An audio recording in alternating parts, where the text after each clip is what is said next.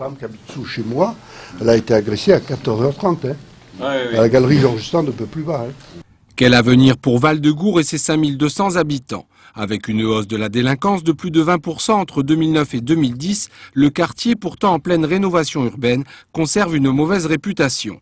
Le commissariat, qui comptabilise 16 agents et qui n'est pas ouvert le week-end, enregistre par mois 130 plaintes et manque, selon les policiers, d'effectifs. En réponse, le préfet préconise, lui, un rapprochement des deux polices, municipales et nationales.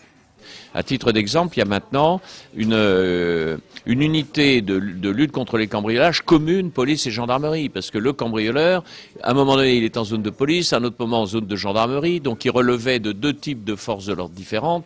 Ça n'est plus possible. Il faut unifier tout cela et ajouter les énergies et les forces pour avoir une meilleure réponse à la délinquance. Une délinquance qui se rajeunit et augmente dans les violences aux personnes et atteintes aux biens.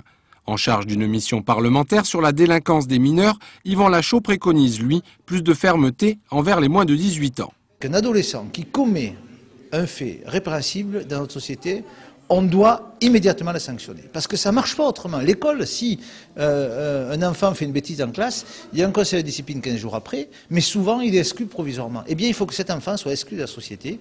Il faut qu'on ait des maisons de placement immédiat pour que, immédiatement, hop, on le retire de sa famille, de son quartier et qu'il soit dans un placement. Du côté des représentants des associations de quartier, il faut recréer du lien social, favoriser l'égalité des chances et plus largement inscrire le quartier dans un véritable projet de territoire. On a beaucoup parlé de prévention et de sécurité, mais pour moi il y a deux interventions et deux secteurs qu'il faut réinvestir et réinvestir avec des actions spécifiques.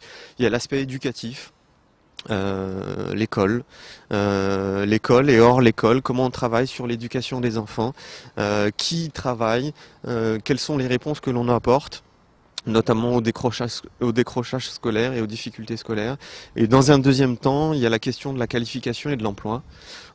Comment on apporte des réponses spécifiques à ces jeunes qui cumulent des difficultés. Pour l'heure, l'accent est mis sur la mutation du quartier avec 48 millions d'euros versés au titre de la rénovation urbaine qui comprend la démolition de bars tels qu'Archimède et Galilée et des relogements. Reste le problème de l'emploi que le classement en zone franche urbaine depuis 1996 n'a pas suffi à résoudre.